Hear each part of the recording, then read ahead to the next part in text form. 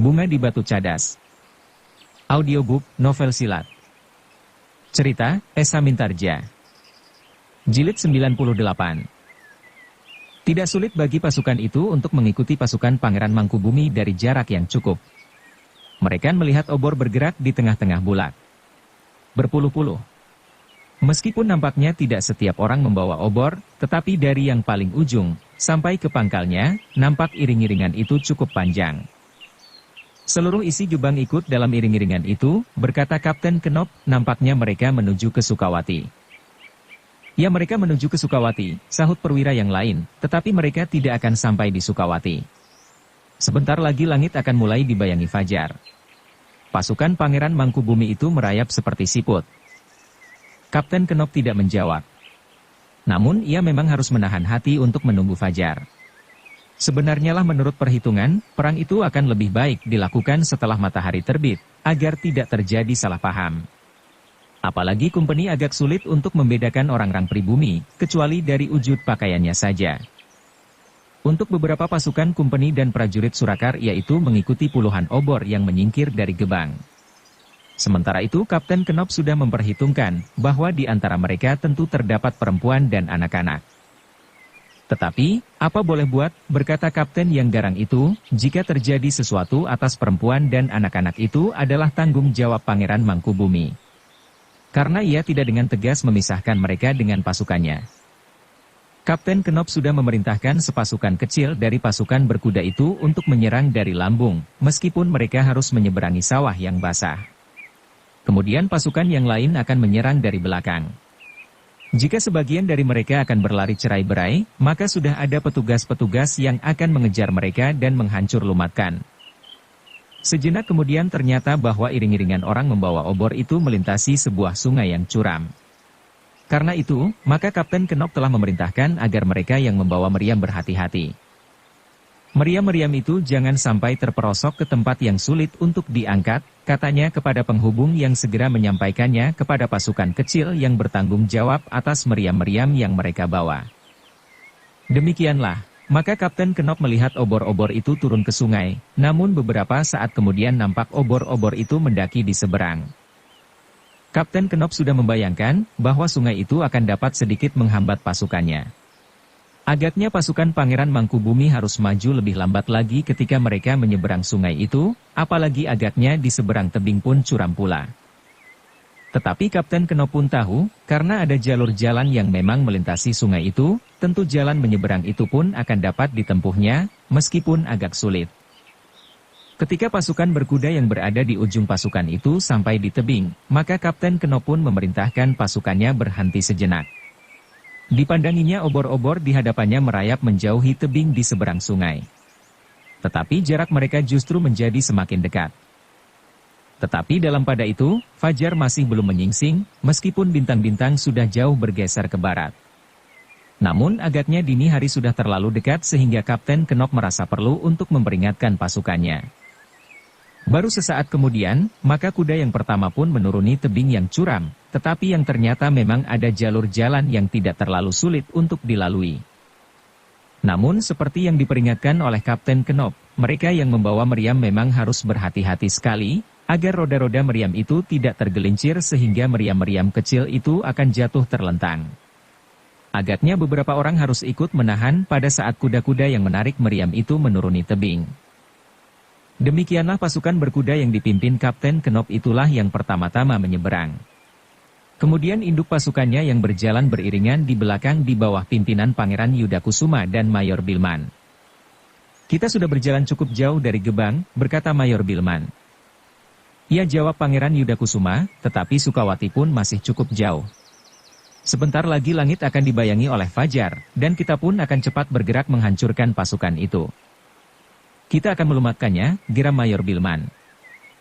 Tetapi ingat, jika di antara mereka terdapat keluarga yang tidak bersalah, perempuan dan anak-anak, maka mereka bukannya sasaran kita, Pangeran Yudakusuma memperingatkan. Mayor Bilman tidak menjawab. Tetapi sebenarnya lah di dalam hatinya terbersit pikiran seperti juga Kapten Kenop, bahwa tanggung jawab akan terletak kepada Pangeran Mangkubumi yang justru mempergunakan perempuan dan anak-anak sebagai perisainya. Namun ternyata terjadilah hal yang sama sekali tidak diduga-duga. Kapten Knop yang memimpin pasukan berkuda masih tetap menganggap bahwa jarak mereka dengan pasukan Pangeran Mangkubumi yang diikutinya masih tetap cukup jauh, meskipun ia akan dapat menyergapnya dengan tiba-tiba. Ketika pasukan berkuda itu naik ke atas tebing di seberang, mereka masih tetap melihat obor-obor itu di hadapan mereka. Demikian langit mulai terang, maka pasukan berkuda itu akan segera berpacu menghantam pasukan itu dari arah sebagaimana dikehendakinya. Tetapi yang terjadi benar-benar di luar perhitungan Kapten Knop dan para senapati dalam pasukan kumpeni dan prajurit Surakarta itu. Demikian pasukan itu naik ke atas tebing, tiba-tiba telah datang serangan yang mengejut dari arah depan.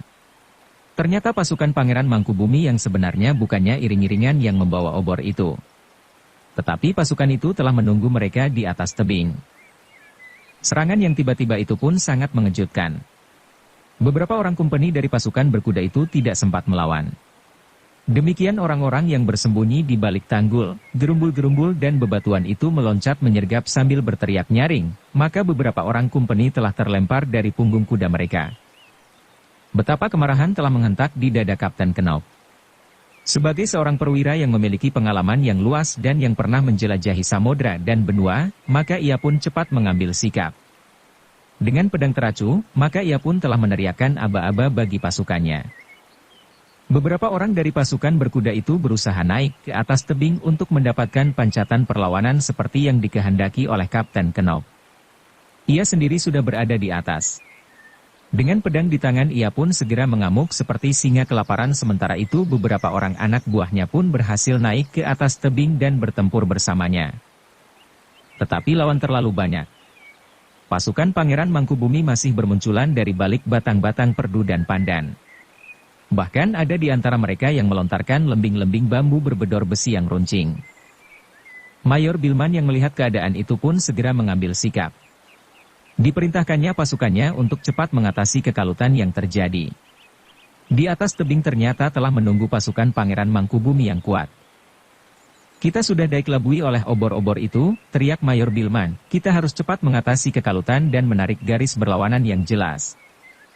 Sementara itu, prajurit Surakarta pun telah mengambil jarak. Mereka menebar sepanjang sungai. Mereka harus mendaki tebing pada tebaran yang agak luas, agar mereka tidak dihancurkan justru di medan yang terlalu sempit. Dengan demikian, maka pasukan Surakarta itu memencar sebelah menyebelah di bawah tebing. Baru kemudian mereka memanjat naik. Mereka memperhitungkan bahwa pasukan Pangeran Mangkubumi berkumpul di hadapan kumpeni yang naik di jalur jalan menyeberang. Jika mereka berhasil, maka mereka justru akan dapat menyerang pasukan Pangeran Mangkubumi yang menunggu di seberang itu dari arah lambung. Tetapi perhitungan mereka itu pun ternyata meleset. Ketika prajurit Surakarta itu menebar, maka tiba-tiba saja telah datang pula serangan dari dua arah. Dari balik gerumbul di pinggir kali di bawah tebing, dan dari balik bebatuan, telah muncul pula para pengikut Pangeran Mangkubumi dengan senjata telanjang. Bahkan ada di antara mereka yang lebih senang membawa sepotong bambu ulung yang diruncingkan, menjadi tombak yang justru mengerikan. Ujung bambu yang runcing itu telah dibasahi dengan minyak, kemudian dipanggang di panasnya api sehingga menjadi kehitam-hitaman. Sebelum dipergunakan maka ujung bambu yang diruncingkan itu digosok dahulu dengan pasir dan dihunjamkan kepada tanah 7 kali. Dengan demikian seandainya mereka bertemu dengan lawan yang kebal atau mempunyai aji lembu sekilan, maka kekebalan akan dapat ditembus. Kehadiran pasukan dari sebelah menyebelah itu telah menambah kebingungan pasukan Surakarta. Mereka tidak sempat memanjat tebing, karena segera mereka terlibat dalam pertempuran di atas bebatuan. Mereka berloncatan dan saling menyerang dalam keadaan yang kisruh.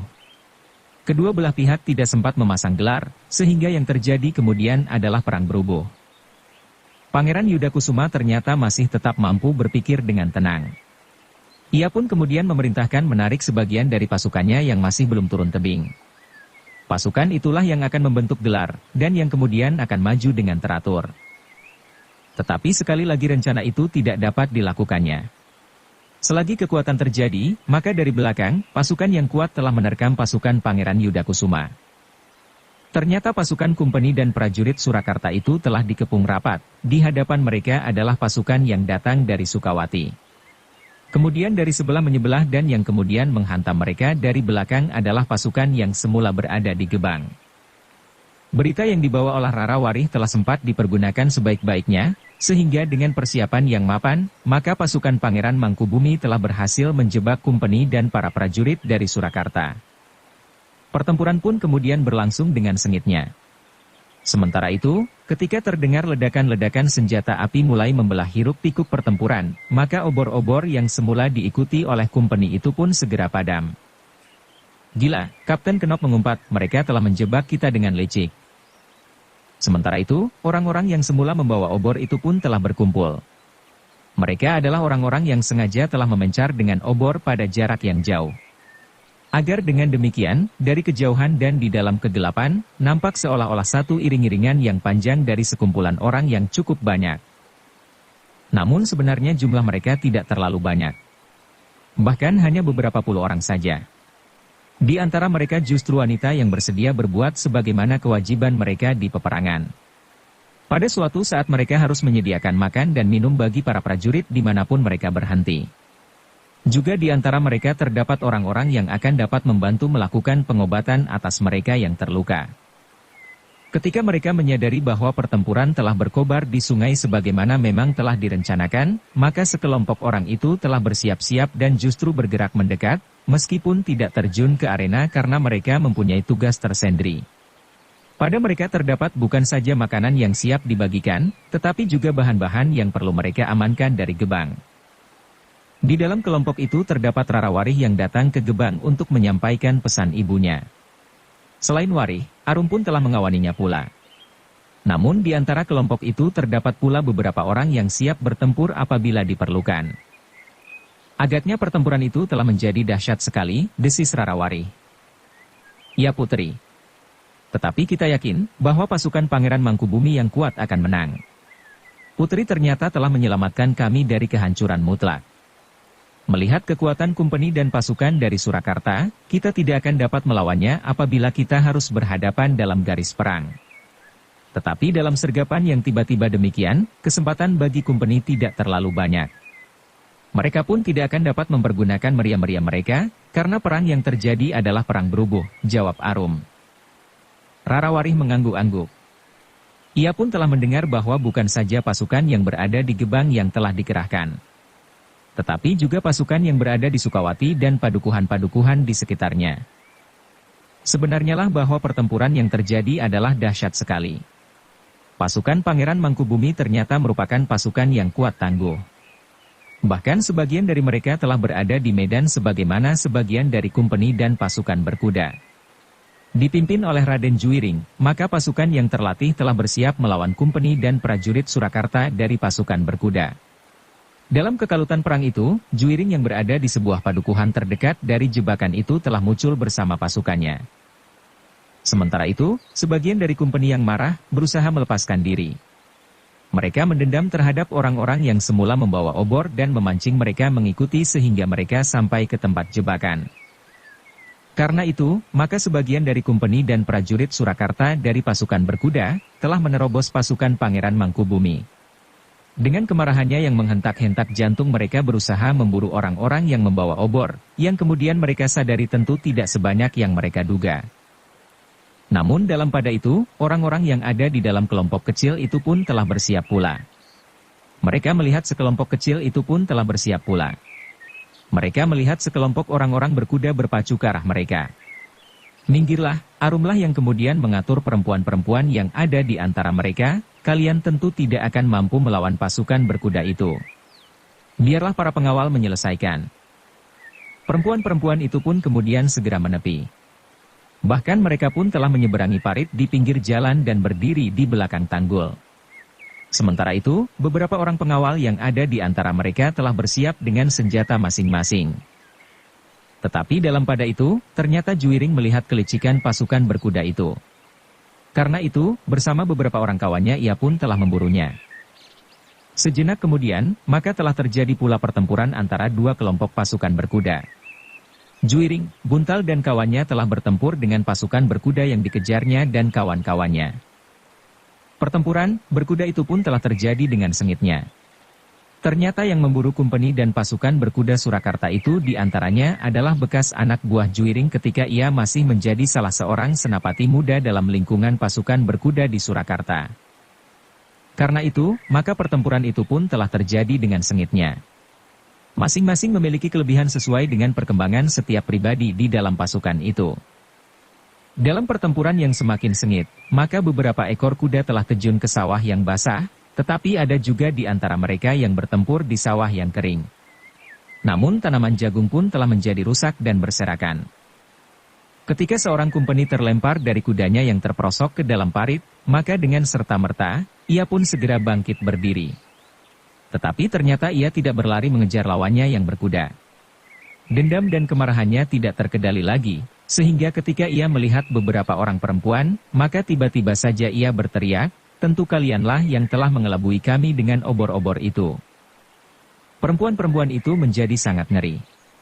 Ketika kumpeni itu kemudian mendekati mereka dengan pedang teracu, maka mereka pun menjadi saling berdesakan. Sementara itu, pertempuran menjadi semakin dahsyat. Di sungai yang bertebing curam itu, telah terjadi pertempuran yang dahsyat antara pasukan Pangeran Mangkubumi yang besar menghadapi kumpeni dan prajurit Surakarta segelar sepapan. Namun agaknya sergapan pertama dari pasukan Pangeran Mangkubumi ikut pula menentukan. Kecuali yang bertempur di antara tebing yang curam itu. Terjadi juga pertempuran berkuda yang sengit. Kuda-kuda berlarian dan meringkik keras-keras. Para penunggangnya telah bertempur dengan ilmu masing-masing yang berbeda watak dan tabiat. Namun kedua belah pihak adalah pasukan terpilih yang mempunyai kelebihan dari para prajurit yang lain. Ketika langit menjadi terang, maka pertempuran itu pun menjadi semakin jelas. Sungai yang bertebing curam itu bagaikan mengalirkan darah. Airnya menjadi merah dan pasir tepiannya pun telah ditaburi dengan tubuh yang terbujur lintang. Di tepian Mayor Bilman bertempur dengan garangnya pedangnya terayun-ayun mengerikan. Beberapa orang pengawalnya yang terpilih bertempur di sekitarnya menghadapi pasukan Pangeran Mangkubumi yang sedang marah. Sementara itu, Pangeran Yudakusuma pun bertempur dengan dahsyatnya pula. Seperti badai ia mengamuk, sehingga dengan demikian maka senjatanya telah menjadi merah karena darah. Di atas tebing, Kapten Kenop memimpin pasukan berkuda melawan pasukan Pangeran Mangkubumi yang datang dari Sukawati. Betapapun garangnya kapten yang disegani oleh bajak laut yang paling buas sekalipun itu, ternyata mengalami kesulitan. Pasukan Pangeran Mangkubumi menyerangnya dari segala arah. Mereka tidak menghiraukan kaki-kaki kuda yang akan dapat menginjak mereka sampai lumat. Ketika langit menjadi semakin terang, maka Arum berdiri tegak di paling depan dari perempuan-perempuan yang merasa ngeri melihat seorang kumpeni yang seakan-akan terlepas dari medan dan mendekati mereka. Senjatanya teracu-acu, sementara mulutnya mengumpat-umpat. Matanya yang merah dan liar membuat wajah yang kemerah-merahan itu menjadi semakin mengerikan. "Aku akan membunuh kalian," geram kumpeni itu, "kalian telah menjebak kami, sehingga banyak kawan-kawan kami yang mati." Tetapi Arum tidak menjadi gemetar. Sambil berdiri tegak di hadapan perempuan-perempuan itu, ia berkata, "Jangan licik. Seharusnya kau tidak melawan perempuan-perempuan. Kenapa kau tidak mencari lawan di antara prajurit berkuda itu? Aku nanti akan membunuh mereka. Tetapi sekarang aku akan membunuh kalian, karena kalian sama jahatnya dengan laki-laki pengkhianat yang manapun juga," jawab kumpeni itu. "Kami tidak akan menyerahkan leher kami," bentak Arum, di tangan Arum pun telah tergenggam sehelai pedang pula. "Kau akan melawan aku?" Kumpeni itu menjadi heran. "Bukan sekedar melawan. Tetapi aku akan membunuh," kumpeni itu menjadi ragu-ragu sejenak. Ketika ia berpaling, dilihatnya pertempuran menjadi semakin dahsyat di mana-mana. Bahkan kemudian tidak ada lagi batas antara kedua belah pihak yang bertempur dalam perang berubuh dan bercampur baur. Tetapi kumpeni itu pun kemudian berkata, "Tidak ada gunanya kau melawan. Kematianmu akan menjadi semakin sendat. Jika kalian menyerah, kalian akan cepat mati dengan tanpa merasakan sakit sama sekali, karena pedangku adalah pedang yang sangat tajam." Arum tidak menjawab. Tetapi ia pun telah mengacukan pedangnya. Ketika seorang penunggang kuda berlari di dekatnya sambil memburu lawannya yang menghindar, Arum memandanginya sejenak, sementara penunggang kuda itu pun berpaling pula kepadanya. Namun agaknya penunggang kuda itu sempat berteriak, "Selesaikan saja orang itu Arum." Arum menarik nafas dalam-dalam. Dilihatnya buntal itu pun kemudian telah terlibat pula dalam pertempuran berkuda yang sengit. Dalam pada itu, kumpeni itu pun mengumpat sejadi-jadinya. Dengan senjata teracu ia mendekati Arum sambil berkata, "Jika memang itu yang kau kehendaki, baiklah. Kita akan bertempur." Arum masih tetap diam. Tetapi ia mulai bergeser maju untuk mengambil jarak dari perempuan-perempuan yang semakin berdesakan. "Mundurlah," berkata Arum kepada kawan-kawannya, "biarlah aku menyelesaikan orang ini." Kemarahan kumpeni itu sudah tidak tertahankan lagi. Tiba-tiba saja ia telah meloncat sambil menjulurkan pedangnya lurus ke arah dada Arum. Namun Arum sempat menangkis serangan itu. Bahkan ia pun kemudian meloncat selangkah ke samping. Kemudian sambil meloncat maju ia menyerang lawannya dengan ayunan yang cepat. Seperti yang pernah terjadi, ilmu pedang kedua orang itu berbeda pada dasarnya. Namun ketika dua jenis ilmu itu berbenturan, maka pertempuran itu pun menjadi seru sekali. Seperti biasanya Arum bertempur sambil berloncatan. Sementara lawannya lebih banyak menggerakkan kakinya yang setengah langkah berada di depan dengan lutut merendah. Namun pada saat-saat yang tiba-tiba, lawannya itu pun mampu pula berloncatan bukan saja maju dan mundur, tetapi juga ke samping. Arum sama sekali tidak terkejut melihat jenis ilmu kumpeni itu. Ia sudah pernah bertempur melawan ilmu seperti itu. Dan ia mampu mengatasinya.